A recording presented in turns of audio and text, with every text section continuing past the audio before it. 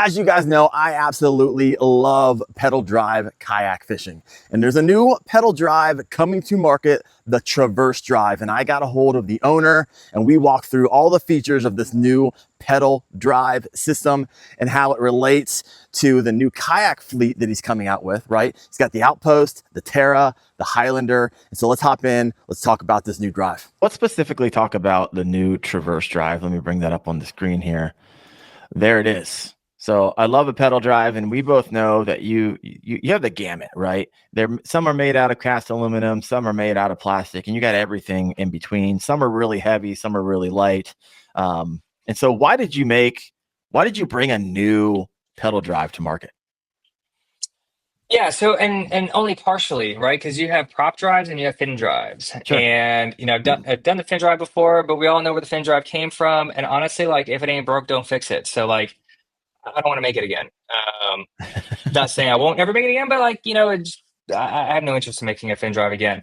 What I am interested in is giving my customers the options of paddling a vessel, dropping in a prop drive, dropping in a fin drive, motorizing it, right? So we make our boats very modular. So for us, it was very important to tailor our pedal drive around the modularity that we wanted our boats to be able to have. So definitely, your classic, there's nothing new. Well, like that's not true. There are definitely some new features on our drive, but the core basis of what makes a prop drive, they're typically all, mostly 10-to-1 gear ratio with the size of the propeller. They are instant reverse, right? That's a big plus. You don't have to pull a tab for it. But there's trade-offs, right? The fins obviously work great in shallow water over, especially a lot of vegetation. If you're going through hydrilla or over grass, fins definitely, outperform. So just having the option of switching back and forth. So for us, it was important to build a drive that fits the modular needs that we were trying to accomplish here. 100%. So walk us through, because right now I believe I'm looking at a Traverse Drive that has that's not stamped like it is now. So you made some audibles recently. So walk us through what that change was and why. Yeah, I'm pretty sure because we've actually covered this a little bit in some prior videos. Yep. And I think my answers are getting shorter and shorter. So if I miss a detail here, remind me. Yeah. Yeah. So the first iteration, our strategy was we were trying to build a lighter drive without going all plastic, right? Like when you do like an all plastic drive that has plastic gears, plastic housing, plastic everything to it. Yes, you get a lightweight drive, but you get a lot of noise and you get a shorter lifespan of the drive. So what we wanted to do was kind of meet in the middle between like a lightweight drive and like your heavy duty hardcore work truck cast aluminum drives. Your cast aluminum drives typically land in like a 25-pound range, and then your low end drives will land in like an 8-pound range. So in order to like help shed some of that weight, because I'm an ounce counter, like I'm going offshore, I'm pushing miles, and I definitely try and pay attention to like the load on my vessel.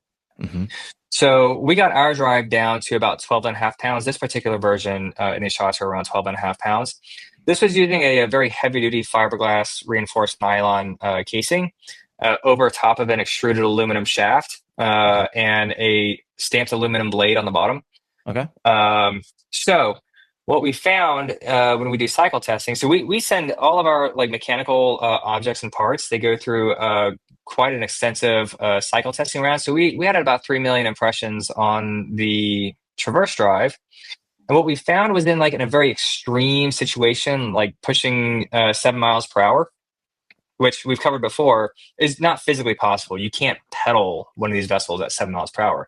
But it is possible with the right wind condition, the right tides, the right currents, where your vessel is being pushed at that speed, combination of you and Mother Nature.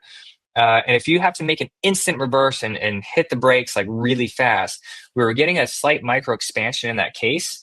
And when I say it was about 1 out of 500,000. So we had like 6 or 7 fails on it where it stripped the gears, it jumped the gears.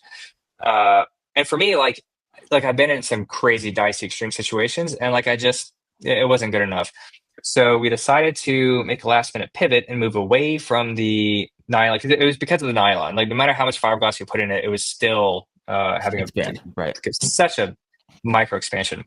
So we switched. We decided to spend the money and cut a stamped aluminum mold, which is quite a bit more expensive. Sounds expensive, especially after you just had the sunk cost in creating the other mold. Yeah, actually, there's definitely some duplication of expenses on this drive for sure. But the cast aluminum, the reason a lot of people go to the cast aluminum, it's robust, it's strong, it's heavy duty, but it's also way cheaper to produce. Like a cast aluminum mold is like, it's a fraction of the cost of a stamped aluminum casing. So anyway, we went with a stamped aluminum casing. That one passed all inspections. It is bomb proof. It is absolutely fear zone strip. It is rock solid. Yeah, so we have now. You literally have machines going for a long period of time that are running these over and over 3 million times. Yeah, so we're running at 30,000 RPM, 40,000, 50, and I think the extreme one was like 75,000. But we do like an instant reverse in it as well to see how that goes, and that's where we're seeing that expansion was on the really extreme cases. That's awesome. I love it. So on the top of this, that I see 2 mounts. There's a quarter 20. What's the other one? So there's 2 mounts. So yeah, let's zoom in there. It's taking a little bit of time to load on my end. Let me pop it up. There it is. Okay, so one of them is a camera mount because, if it's on a film, did it actually count? Like, did you really catch it? Yeah. Exactly, right? Otherwise, it's just another fisherman's tail, And so there's a camera mount there. And then the other one is a lubrication port. So you can Yep, so it's for servicing. And if you need to pull the entire drive apart, I believe the head unit is 6 bolts off the top of my head. It might be 7 now with the aluminum case. I don't quite remember. But yeah, it's really easy to get inside and service it, but you can lube it from right there on the top. And then you're also seeing here a rod stager groove.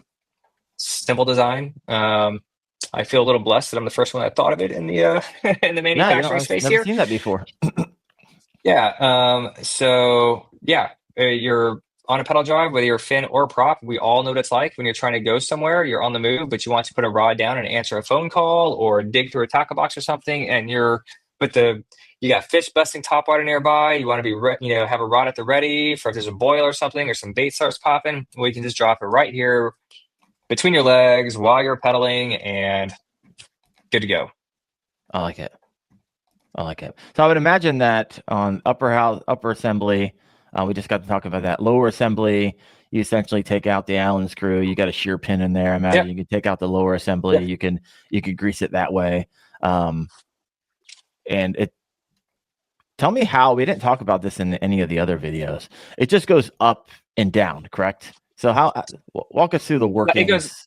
It goes up, down, and full lean here. So what we have here is and it's a little hard to tell these shots, and I don't remember the diameter right off the top of my head. I really should know this, but there's so many pieces here. I can't remember. Yeah, so there's a really heavy duty cotter pin there. Those pins are what you pull to actually pull the drive out completely. But there's latches on the front, so it'll lean and stay in that stowed position, or you can actually push the latches in the front and it'll lay completely flat forward as well. Like this is a very convenient position if you're trying to pull some line or pull some grass off your prop, or if you're doing some flat water fishing. But if you're going through any kind of like chop or going through the surf, you're going to want to lay that flat. It just makes it a lot stronger in case you roll or hit something, like have a violent, outing. So it'll lay completely flat as well. What's the warranty look like on this Traverse Drive? 5 years on the drive. Okay. And how easy, some of the issues, how easy is it going to be able to get parts and stuff for this? It is a machine, right? Things happen, people drop them. There's all kinds of things that could possibly happen. So I'm no stranger to dealing with parts.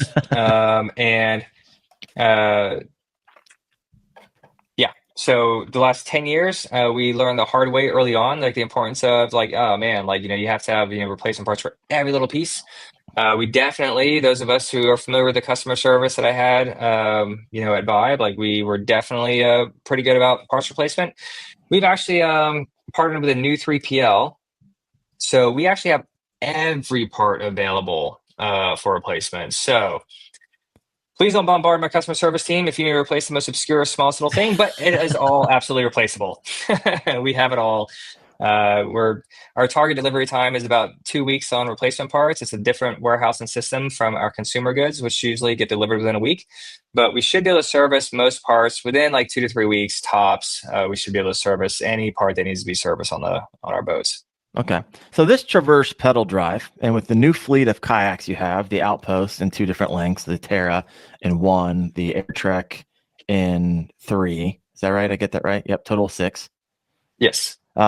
This is an add-on, right? So walk Yes. everyone through your thought process. Like for the Air Trek, I know you have if you don't want the Traverse drive, you can put a acrylic. You can see through it. I don't know if it's acrylic, but a see-through plate. On the other two, you actually can.